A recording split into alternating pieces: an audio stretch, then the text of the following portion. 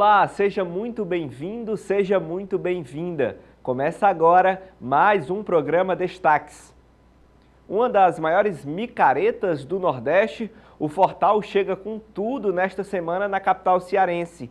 Entre os dias 20 e 23 deste mês, o evento promete trazer por volta de 500 mil turistas para o município. Entendendo a importância econômica e cultural da festa, a Assembleia Legislativa do Ceará promoveu uma sessão de homenagem para o evento, que chega à 30ª edição em 2023.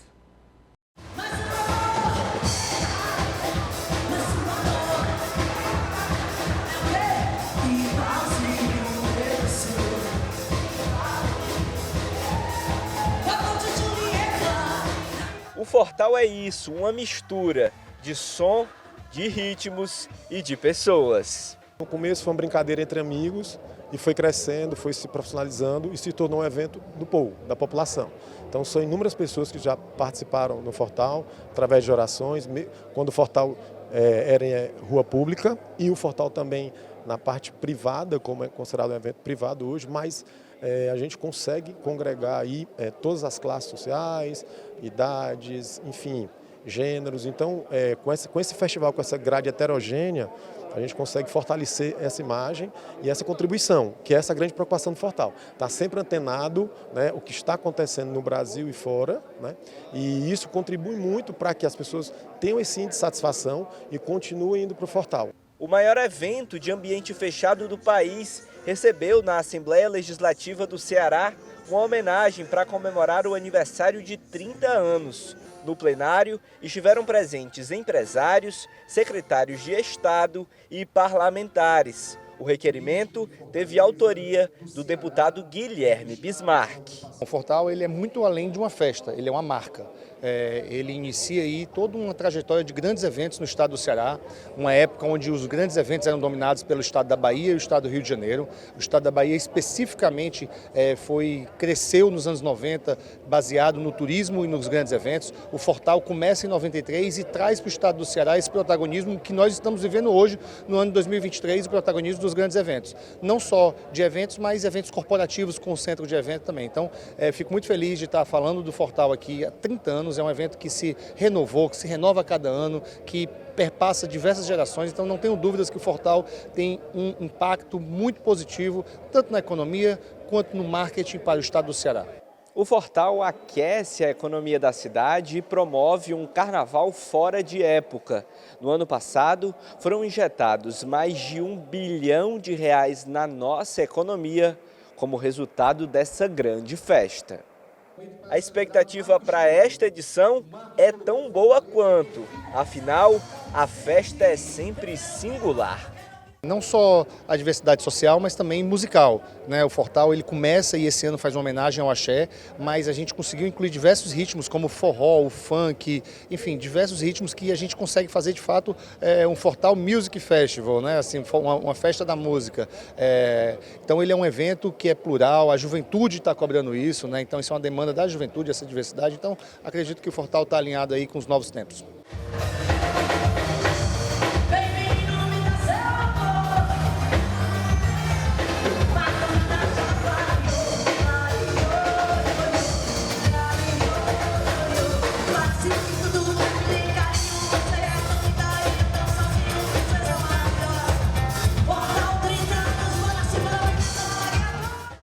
O assunto agora é gasolina. Isso porque o preço da gasolina em Fortaleza subiu 79 centavos em 2 semanas. Para a gente ter uma ideia, de 2 a 8 de julho, o litro do combustível sofreu um aumento médio de 63 centavos, um acréscimo de mais de 12%. É bom lembrar também que este ano a Petrobras anunciou uma nova política de preços aos combustíveis, com abandono à paridade de preços de importação que vigorava desde 2016. Por isso, a gente recebe o assessor de assuntos econômicos do Sindipostos no Ceará, Antônio José. Obrigado pela participação do senhor. Eu queria que o senhor comentasse sobre o que é que significa essa nova etapa da Petrobras aqui no Brasil. Oi. Olha, com essa mudança da Petrobras, nós estamos percebendo que o governo tenta desvincular a informação de que o mercado internacional influi. No entanto, é uma meia-verdade, porque a Petrobras não poderá jamais fugir dessa paridade, porque nós não estamos isolados do mundo. Nós recebemos produto importado, nós recebemos influência do preço do barril no mercado internacional e principalmente do preço do dólar. Então, na realidade, é mais uma informação para fantasiar o preço, mas o mercado internacional vai continuar influindo. Então, a paridade que muda em 2023, ela não vai influenciar necessariamente em um aumento, como a gente está vendo, ou em uma redução no preço da gasolina, né? O que está pesando mais atualmente nesse aumento foram os 12% a mais que nós estamos pagando ao ano em função do retorno da cobrança dos impostos. Na realidade, até 31 de dezembro, o PIS e o COFINS, que são impostos federais, e a CID, que é uma taxa também federal, estavam zerados para a gasolina, como até continua zerado para o diesel. Mas, a partir de fevereiro, retornou metade desse imposto e agora, a partir de 9 de junho, voltou a outra metade. Em outras palavras, entre aumentos e quedas da Petrobras, o que influenciou mais, além disso, foi o retorno dos impostos. Com o retorno dos impostos, na média, entre os aumentos que nós tivemos e as quedas, nós tivemos esse acréscimo nesse ano em torno de 12% do produto acima do que a gente tinha no ano passado. Antônio José, a gente viu uma questão do ICMS, né? Uma redução na alíquota do ICMS em relação aos estados. Isso influenciou de alguma forma no atual preço da gasolina aqui no Brasil? Mais um outro imposto que influenciou também. Na realidade, no governo anterior, os impostos do ICMS tinham baixado de 29% para 20%. Foi mudado, a partir desse ano, o tipo de cobrança do ICMS. O ICMS, no caso, é diferente da CID-Covid federal. Houve uma mudança de cobrança. Até então, ele era cobrado sobre um valor de pauta. Se estabelecia um valor médio do Estado e sobre aquele valor era cobrado o imposto. Agora não, é cobrado um valor único sobre 1 litro de gasolina em todo o país. Hoje, por exemplo, nós estamos pagando sobre a gasolina R$ 1,22 por litro de gasolina. E só haverá mudança nacionalmente com um acordo entre as diversas secretarias da Fazenda.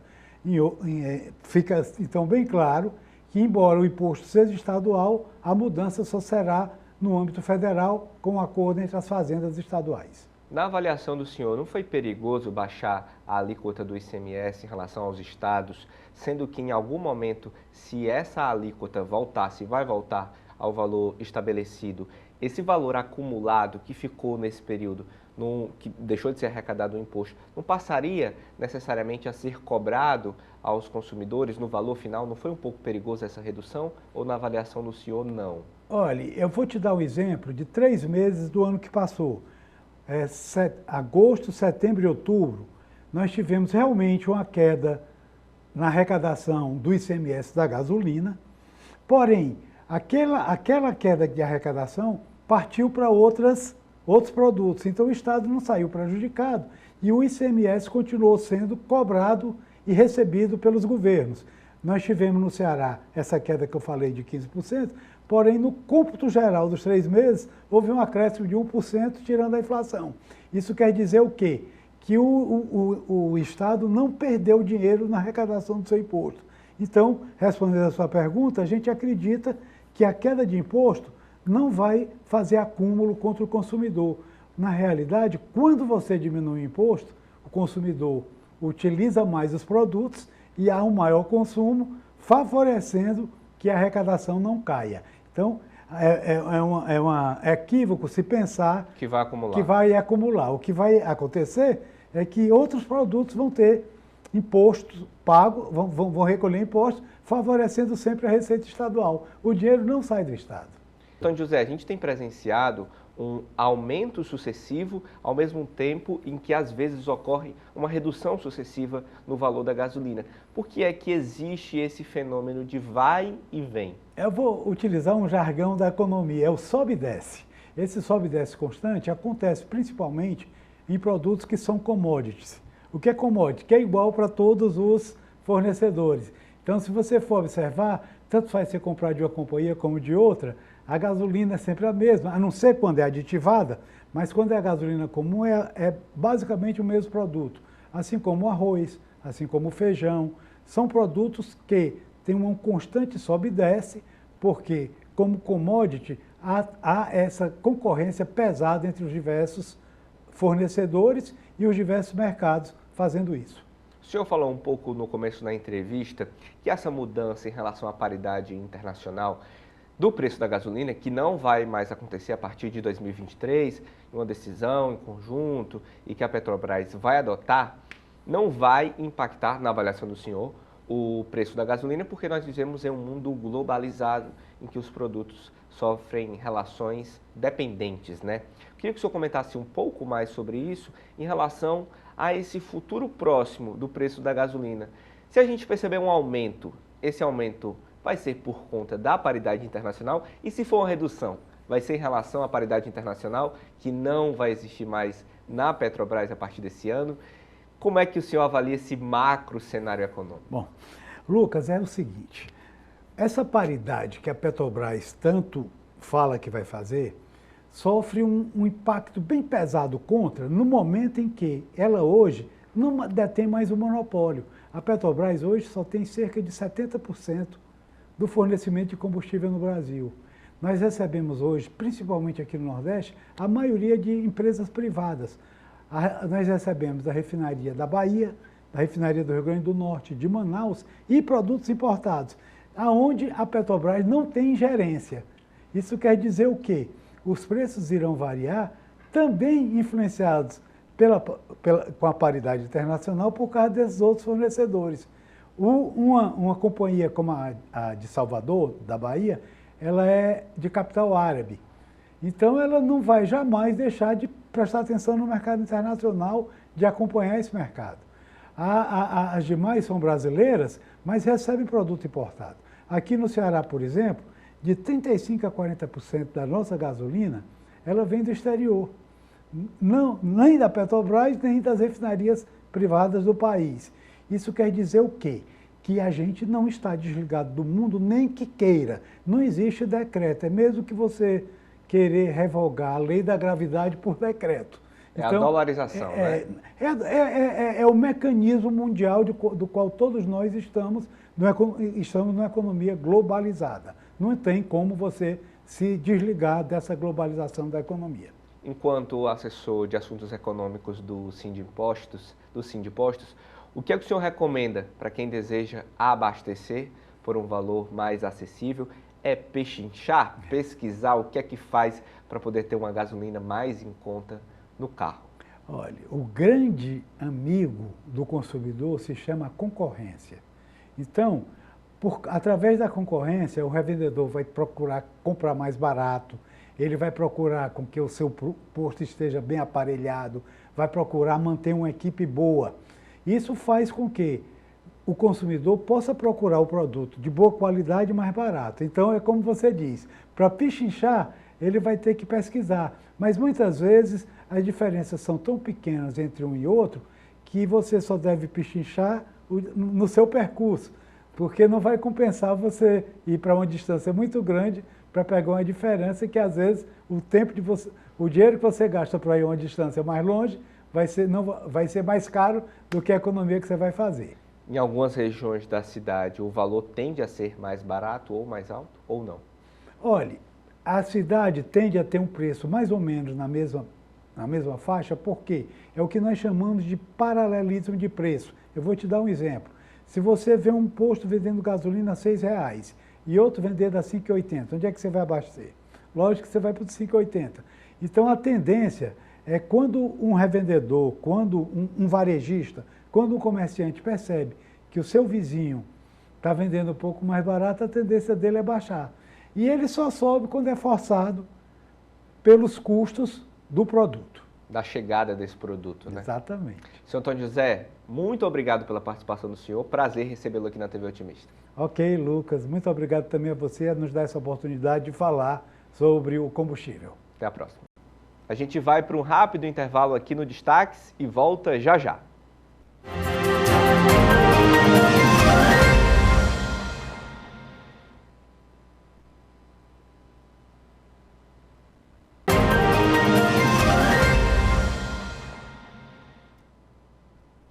destaques de volta. A história dessa empresa começa lá em 1987. Ao longo dos anos, com terceirização de mão de obra, a empresa ampliou o posicionamento de mercado, evoluindo de prestadores de serviços para provedores de soluções em diversas áreas, da vigilância aos serviços administrativos. O Grupo Servinac é líder de mercado e uma das empresas mais conhecidas do estado. Com vasto portfólio e mais de 35 anos de história, o foco do Grupo Servinac é a excelência de cada solução e de cada trabalho realizado. Por isso a gente conversa agora então com o CEO do Grupo Servinac, Vicente Júnior. Prazer recebê-lo aqui na TV Otimista. Obrigado, à disposição. Queria que você comentasse um pouco sobre a história da empresa. Como é que nasce o Grupo Servinac, como é que ele evolui ao longo do tempo? O Grupo Servinac nasceu do Vicente Júnior contínuo, trabalhando, depois estudando e fazendo uma faculdade. Naquela época não foi faculdade, foi até um curso médio de Ciências Contábeis, tá certo? E que nesse curso a gente conheceu um contador que era amigo da gente, tá certo? E a gente abriu a Servinac, e com 6 meses ele desistiu. E aí a gente disse, não, isso aqui é o caminho que Deus deixou para a gente e a gente vai fazer com que a coisa aconteça. Começamos só com a administração de condomínios, depois de uns 5 anos a gente migrou para também vigilância armada, tá certo?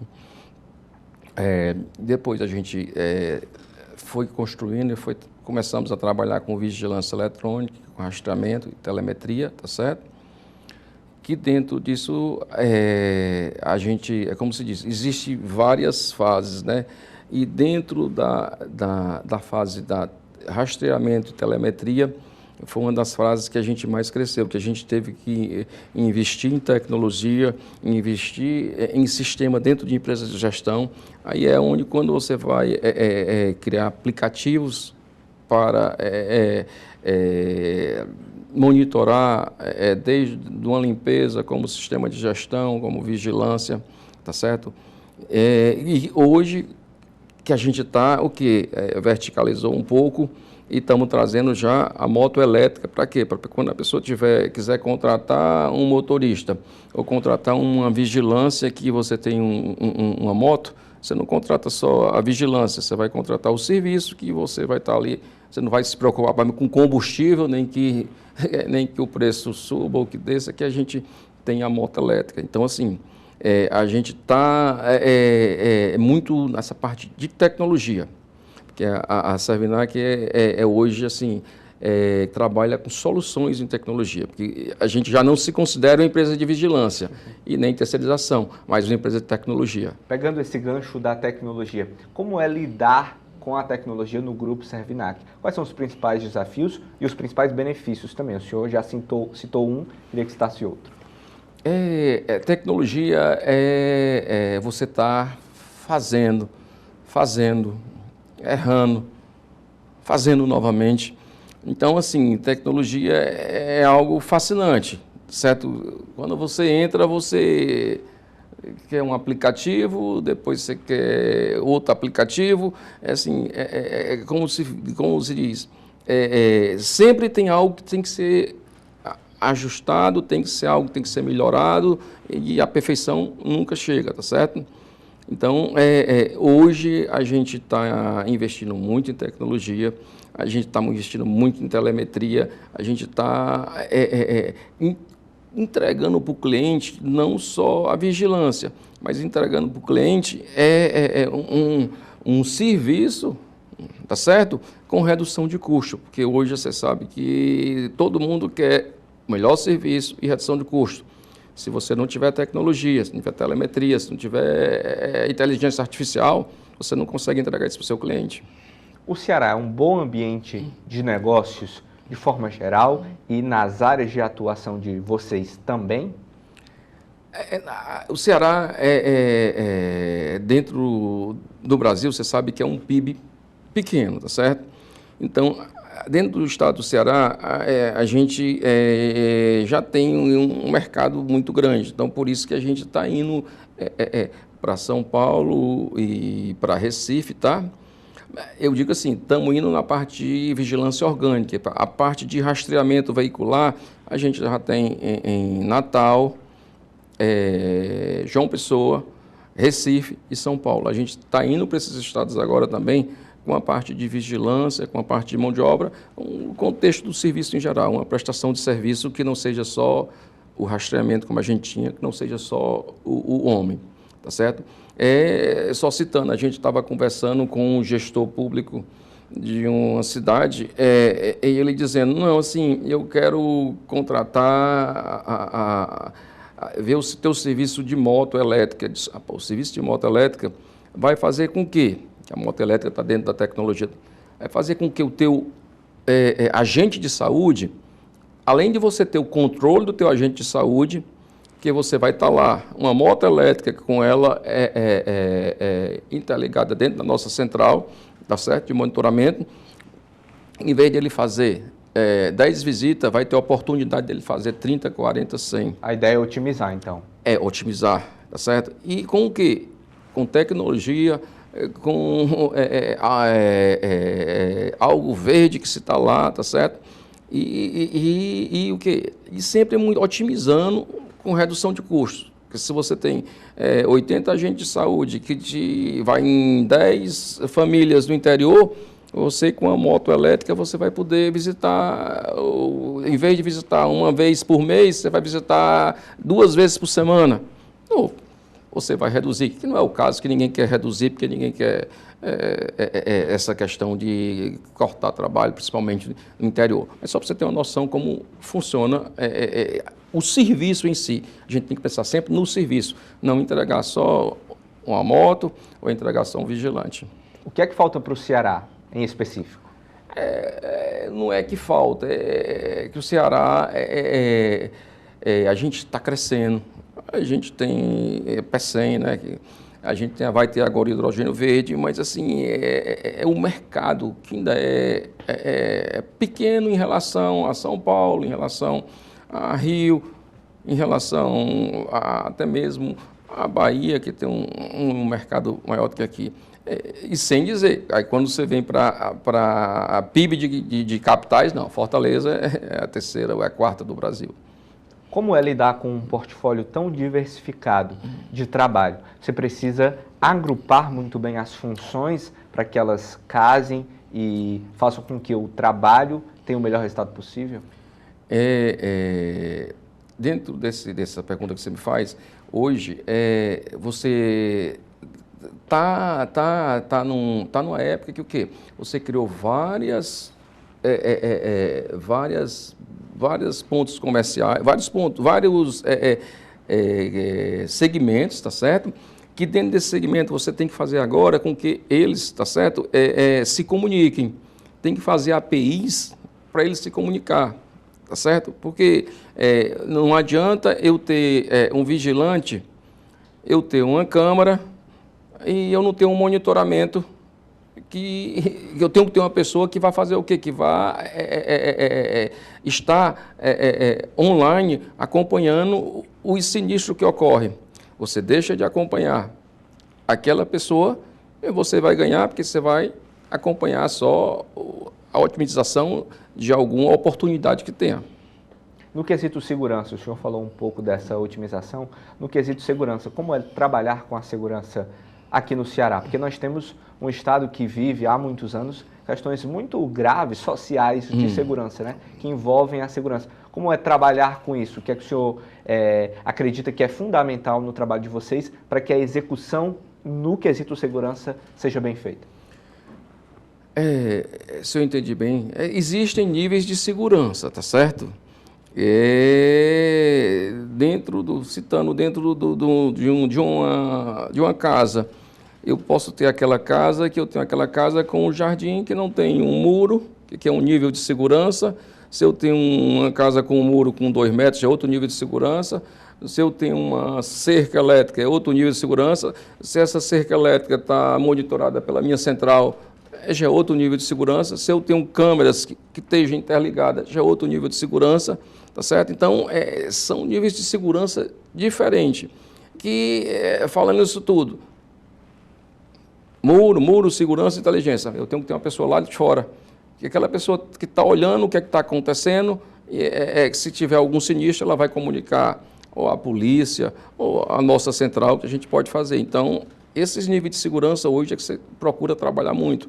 Citando bem assim, você tem uma questão hoje, dentro do Porto do Pecém, que tem várias empresas grandes, a gente está utilizando drone. Porque o drone, ele está aqui, já sai do seu local, já faz a ronda sozinho, já tem uma luz interna que capta se tem pessoas ou se não tem, entendeu? Para passar para o operador da central. Isso não faz com que se tenha redução de homens trabalhando. Sim, cada vez mais otimiza e tem muito mais retorno, porque quando o investidor investe em segurança, ele está pensando que ele quer a solução dele completa. Tá certo? Então, você pensar que hoje tem um drone que deixa aqui parado, ele sai sozinho, meia hora vai, volta e vem e pousa de novo. Se tiver, através de câmeras que ele tem, se ele detectar algo, ele vai e já passa para a central de monitoramento. Então, se eu tivesse 5 homens fazendo isso, ele não ia detectar, ele não ia ter essa velocidade, otimização que tem. Então, otimizando, fazendo que você possa, em vez de estar em um cliente, estar em 2 clientes. O fato de ser ligado bastante à terceirização faz com que vocês tenham isso no DNA ou esse é um processo de construção dentro do grupo e dentro do portfólio também? A gente tem pensado há muito tempo que assim, já se foi prestação de serviço, tá certo? Prestação de serviço, o homem ou a vigilância. Hoje nós queremos vender um pacote de soluções, certo? Cada vez mais, e o Parque de Soluções, um projeto de soluções, e cada vez mais ligado à tecnologia, tá certo? Cada vez mais a gente deixa de ser empresa da prestadora de serviço e vai ser empresa de soluções tecnológicas. Você me falou um pouco desse crescimento da atuação que o grupo vem tendo em outros estados, né? De que forma vocês se relacionam em rede com outros grupos que também trabalham com esse conglomerado de portfólio? Como é que se dá essa rede de relacionamentos? Vocês trocam experiências, por exemplo? Existe sindicato, existem federações, existem várias entidades que você faz parte, certo? Agora, hoje, com muita tecnologia e tudo tendo essa inteligência virtual, cada vez mais a gente pega seus dados, suas oportunidades que você tem dentro da empresa de captar e trabalha só, tá certo? Assim, eu acho que estar em comunidade, estar em associação é muito bom, mas tudo tem o limite que você vai fazer, o que você vai conversar, que você vai estar fazendo, certo? Também o limite de questões legais e de atuação, né? Exatamente, por legais, e assim, e a gente tem que ver, assim, que sempre, dentro de uma crise, surgem novos empreendedores, certo? E aí aquela pessoa que foi teu gerente, foi teu gestor, ele vai, abre uma empresa, então, existe como se relacionar. Eu sou uma pessoa que eu gosto muito de me relacionar, estou em várias associações, mas assim, eu tenho o meu pensamento, a minha forma de fazer, tá certo? Certo. E trabalhar aqui no Ceará em relação a essas questões, existe algum ponto específico que o senhor acredita que o Estado poderia proporcionar para esse portfólio ser ainda maior, se é que é possível? Eu acho que dentro do Estado, assim, existe a vontade, existe a necessidade, mas assim, não no Ceará, mas dentro do Estado brasileiro, nós somos muito burocráticos, tá? Muita gente tem vontade de fazer, mas é difícil de administrar. Eu, pessoalmente, acharia que uma eleição devia ser de 6 anos. porque de 4 anos, a pessoa entra, assim, com toda boa vontade, mas daqui que ele vai entrar, vai ver, conseguir entrar dentro da máquina, se ele perde ali 1 ano, aí quando é no segundo e no terceiro já está pensando na eleição. Eu acho que 6 anos seria o ideal, sem querer me meter em política. Por isso que eu acho que assim, nós temos pessoas muito boas aqui, tanto que é um dos estados brasileiros que, desde que eu me entendo basicamente de gente da Xereissati para cá, não atrasa nem servidor público, nem empresas, tá certo? Eu acho que nós somos exemplos. Agora, nós somos exemplos que temos um tamanho. Como é que o senhor vê o futuro da empresa, o futuro do grupo, o futuro desse portfólio? O senhor acredita que dá para ampliar para mais segmentos, ter uma área de atuação, uma vertente muito forte, como é aqui no Ceará, em outros estados, a um curto prazo? Dentro desse projeto que você diz, assim, onde é que você tem que trabalhar com tecnologia, tá? A gente tem um cliente no Porto do Pecém que lá a gente tem 375 câmeras e aí ele quis, pela necessidade, colocar mais 500 câmeras. E a gente chegou para ele, conversou que ele estava com motos a combustão, conversamos para colocar motos elétricas e tudo, tá certo? E aí a gente chegou e viu, temos a oportunidade de colocar aqui energia fotovoltaica. E nós estamos trabalhando hoje com energia fotovoltaica para quê? Dentro desse cliente, eu trouxe uma solução para ele, de ter o drone, de ter a vigilância, de ter as câmeras, e acrescentei mais para ele o que, tu vai ter a moto elétrica e tu vai ter que, como lá tem espaço, a tua usina fotovoltaica que a gente vai fazer, que a gente vai cobrar pelo serviço, que ele vai estar lá abastecendo todas essas câmeras, motos, carro elétrico, as câmeras, tá certo? O drone, então, é essa situação. É isso que a gente vê. A gente se vê uma empresa de tecnologia e soluções. Como é que é lidar, por exemplo, com a administração e, ao mesmo tempo, lidar com a questão da vigilância? São áreas que destoam muito do mecanismo de trabalho, né? É preciso você ter uma metodologia muito eficiente. O que a gente mais trabalha são indicadores e sistema de gestão. Hoje, como a gente já citou aqui, a gente citou 4 ou 5 sistemas de gestões para se ter um serviço de vigilância. Então, cada vez mais, indicadores, tá certo? E sistema de gestão, que é onde você está analisando e você vai poder chamar o seu parceiro interno, o seu parceiro externo e demonstrar o que está acontecendo. Se o senhor hoje pudesse voltar no começo do trabalho do senhor dentro do grupo, existe alguma coisa que o senhor faria de diferente com a experiência que tem hoje? Eu acho que diferentes, até um pouco assim, eu acho que era já para a gente ter saído para outros estados com vigilância há mais tempo, tá? Mas assim, como o serviço de terceirização, você tem uma taxa de administração pequena para uma fatura elevada, tá certo? Para fatura grande. E quando tem um atraso de pagamento, você tem que ter o respaldo financeiro para se fazer. Aí você pensa, não, era para me ter ido. Mas não, é melhor eu ter aqui condições de... acontece dentro disso, passar 2, 3 meses sem pagar e você não está morrendo à noite, sem dormir, sem fazer isso. Então, eu penso que não. Eu penso que a gente entrou no caminho certo, a gente fez o que fez certo, tá certo?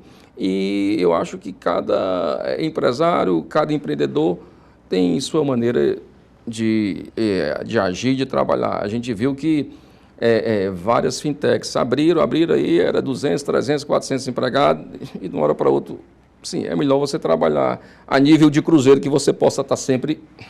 Nós tivemos ano passado muitos casos, né? Foi considerado um boom no mercado das fintechs, de demissões, também dessas empresas que cresceram trabalhando com a tecnologia, as startups. Foi um momento considerado difícil por interlocutores do meio. Eu queria saber como é que o senhor avalia esse tipo de cenário, né? Nós temos um momento de grande crescimento, depois um momento de boom nas demissões. Como é que funciona isso? Como é que lida com esse mercado que é tão versátil?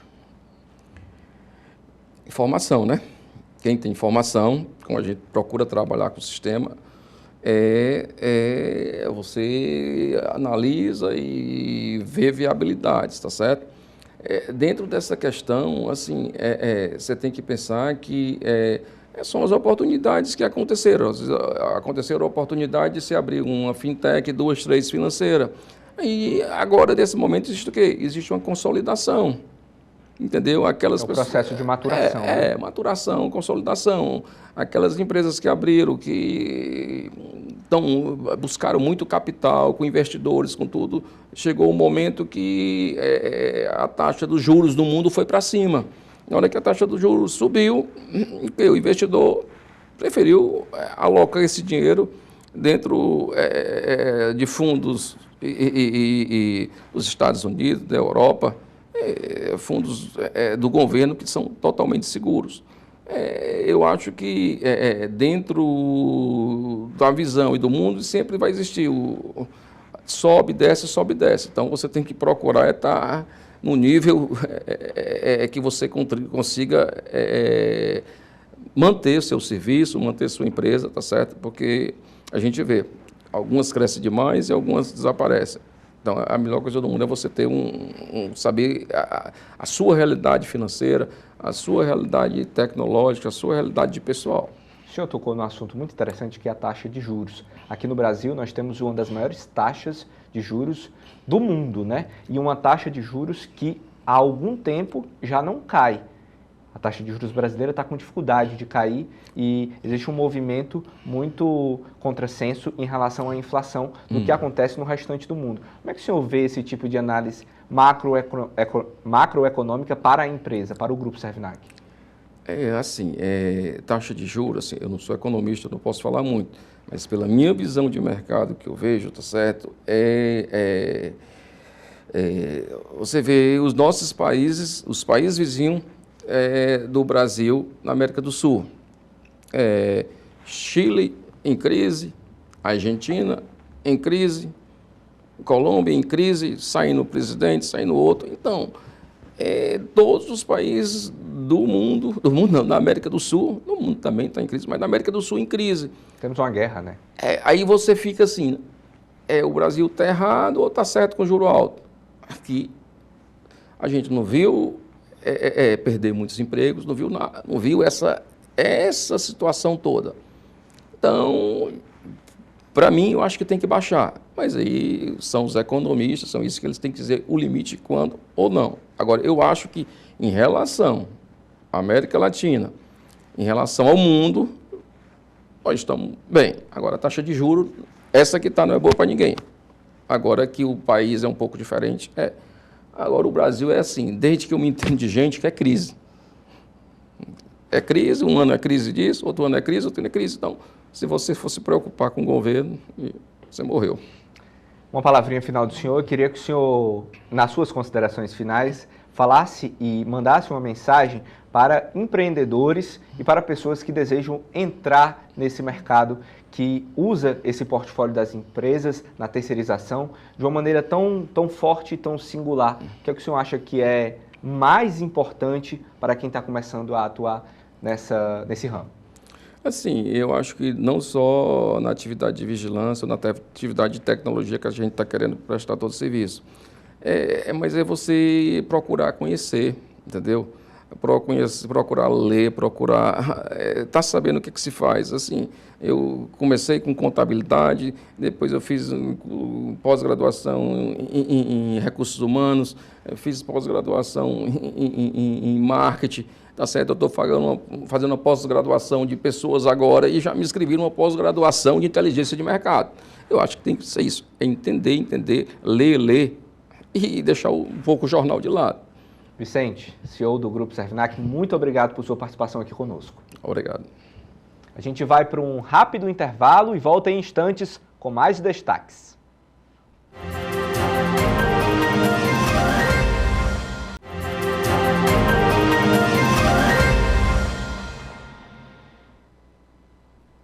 Destaques de volta. Estresse, privação de sono, atividade física exaustiva e jejum prolongado podem influenciar no aparecimento da enxaqueca com aura. O que é isso? A gente vai entender agora com o Dr. Álvaro Madeira, que é médico sanitarista. Um prazer recebê-lo aqui na TV Otimista, doutor. Muito obrigado, prazer é todo meu. Explica pra gente o que é essa enxaqueca com aura, o que é que significa? A enxaqueca é uma forma de cefaleia, como a gente diz na medicina, como a gente chama dor de cabeça na medicina. Então, existem diversos tipos de cefaleia. A enxaqueca é uma dessas cefaleias que tem características muito específicas e a aura é são sintomas que vêm normalmente antes da própria enxaqueca. Então, o paciente muitas vezes que tem essa enxaqueca com aura, ele primeiro tem uma turvação visual, ele sente alguma alteração visual, alguns pacientes têm alguma alteração no olfato também, que é como se fosse um sinal de que vai acontecer aquela crise de enxaqueca, que normalmente ela dura mais de 3 horas e menos de 3 dias. Tá? Então ela fica ali entre 3 horas e 3 dias de duração. Doutor Álvaro, qual é a diferença entre dor de cabeça e enxaqueca? São sinônimos? É importante, realmente, a enxaqueca, ela é uma forma da dor de cabeça. A dor de cabeça é importante falar isso e como sanitarista eu não tenho como deixar de falar. A Organização Mundial de Saúde classifica como a 6ª causa de afastamento do trabalho. Portanto, tem um impacto na saúde populacional muito importante, é alguma coisa que os gestores têm que estar sempre atentos, têm que ofertar à população condições para que eles busquem, de fato, um tratamento. Mas, para responder a tua pergunta, a enxaqueca é uma forma de cefaleia, de dor de cabeça, com sintomas bem específicos. Então, uma das formas de você diagnosticar, não existe um exame de imagem que você possa dizer aquilo é uma enxaqueca, mas existem sintomas que o médico, através de uma anamnese, vai fazendo e aí pode classificar aquela dor de cabeça, aquela cefaleia, como uma enxaqueca. O que eu achei muito curioso, vendo os sintomas da enxaqueca com aura, é a questão da atividade física exaustiva. Eu, por exemplo, já tive enxaqueca depois de atividades físicas exaustivas, principalmente depois de correr. E eu queria saber, é um possível diagnóstico? É um possível gatilho, né? Então, assim, a gente sabe que tem pessoas que têm esse gatilho que você falou. Tem outras pessoas que o gatilho é através da ingestão de um alimento, como um café, como chocolate, como um determinado suco cítrico, e aquilo ali ativa o processo da dor enxaquecosa, que tem que ser realmente tratado, diagnosticado, como a gente falou. Como é que faz para tratar? Remédio? Isso. Primeiro, assim, preciso fazer um diagnóstico médico. Então, as pessoas que, porventura, venham a ter uma dor de cabeça, uma cefaleia, que leve aí esse período, que fique entre 3 horas e 3 dias, elas devem procurar, sim, um médico e ele vai fazer o diagnóstico e vai indicar e prescrever o tratamento correto. Hoje a gente tem uma gama imensa de medicações que vão ser prescritas de acordo com o caso. Então é importante que o médico avalie, indique a medicação adequada e adeque essa medicação ao longo do tempo para a necessidade daquele paciente. Se eu sentir enxaqueca depois de uma atividade física exaustiva e essa enxaqueca passa antes desse período de 3 horas se completar, significa que eu tive um começo de uma enxaqueca com aura ou não tive a enxaqueca? Por isso que é importante a consulta médica, para que possa ser classificado. Se é só uma dor de cabeça que está ali ligado a uma exposição maior ao exercício ou ao calor, se é uma alteração de pressão, que aí a gente já vai para um outro tipo de cefaleia, quer dizer, a pressão está aumentando e aí você teria dor de cabeça por conta disso. Então, por isso que é importantíssima a consulta, se faz realmente bastante importante. Qual é o acometimento das pessoas de enxaqueca com aura? Assim, é mais comum ver pessoas em enxaqueca com aura ou só a enxaqueca ou um outro tipo de enxaqueca? É muito comum se ver realmente os pacientes com enxaqueca com a aura, sobretudo pacientes que já têm uma história mais prolongada da enxaqueca. Eu não sei há quanto tempo você sofre da enxaqueca, não sei que tipo de acompanhamento você faz, mas você deve já hoje, você falou para mim, quando eu faço uma atividade física mais pesada, eu já sinto que aquilo vai acontecer. Então você já sabe que o teu gatilho é através daquilo ali. Então é importante que se tenha isso, que se mapeie isso de alguma forma para que possa se prevenir, né? A prevenção sempre é o melhor caminho. E falar também, é importante em relação à prevenção, é que qualquer dor de cabeça mais intensa precisa ter cuidado, né? Pode ser o sinal, o sintoma de alguma outra doença, então precisa haver o rastreio adequado. O médico clínico geral consegue fazer esse atendimento ou você tem que buscar algum tipo de especialista? O médico clínico geral, ele consegue dar o primeiro atendimento e muitas vezes fazer o diagnóstico e até firmar o tratamento. Existem hoje especialistas nessa área, pessoas que estudaram e estudam profundamente a enxaqueca, as cefaleias. Existe uma sociedade brasileira de cefaleia, que é uma sociedade médica que estuda mais profundamente, existe a sociedade de neurologia também. Então, assim, para responder a tua pergunta, de início, o clínico geral pode e deve ser sempre a referência do indivíduo, para que ele possa ali, alguém que já conhece o histórico do indivíduo e possa fazer o rastreio, como eu falei. Se houver alguma dificuldade, existem casos de cefaleia refratária a tratamento, de enxaquecas que são mais difíceis de você tratar. E aí o especialista se faz necessário. Enquanto um cidadão comum, eu acredito que os casos de exceção são casos muito mais excepcionais, né? O que é que em casos mais graves, que são os menores proporcionalmente casos, pode acontecer com essas pessoas? Elas podem ter uma dificuldade, por exemplo, de ficar durante um tempo maior com a dificuldade de abrir o olho, de exposição a qualquer tipo de luz, de dificuldade de trabalho mesmo, por isso o afastamento do trabalho é comum nesses casos mais graves. Pode ficar com uma dor realmente muito intensa, então, e aí ter que lançar mão de medicações mais adequadas, mais específicas, que muitas vezes você não consegue fazer uso via oral em casa. Algumas vezes, esses casos mais raros, você precisa internar o paciente e fazer esse manejo dessa dor, desse tratamento da enxaqueca em um internamento hospitalar. Não é tão comum, mas acontece. Olha só, é uma informação importante, né? Esse tipo de enxaqueca pode levar a pessoa a ficar internada e afastada das atividades por mais tempo pela busca não precoce de tratamento, né, doutor? Isso. O tratamento preventivo, a prevenção deve ser sempre o foco, seja com a enxaqueca, seja com qualquer outra doença de acometimento populacional. Por isso que é tão importante esse programa, a informação é fundamental. Estima-se que quantas pessoas devem ter no Brasil ou sofrer no Brasil com enxaqueca, dor de cabeça? A estimativa varia de 10% a 15% da população brasileira. É um número considerável, se a gente for colocar. Em países como os Estados Unidos, por exemplo, esse número chega a ser maior, né? Eles têm lá uma estatística que chega ali próximo aos 20% de incidência de enxaqueca. A alimentação não adequada e fatores emocionais podem prejudicar os brasileiros nessas estatísticas? Podem prejudicar. A alimentação inadequada, ela prejudica em tudo que tem relacionado à saúde. Então, a alimentação adequada, uma atividade física regrada, sob uma supervisão médica ou de um profissional indicado, é fundamental para que a enxaqueca não aconteça, as dores de cabeça não aconteçam e outras doenças também. Doutor Álvaro, muito obrigado pela participação aqui do senhor conosco. Um prazer recebê-lo aqui na TV Otimista. Eu que agradeço. Muito obrigado. O Destaques fica por aqui. Obrigado pela companhia e até o próximo programa.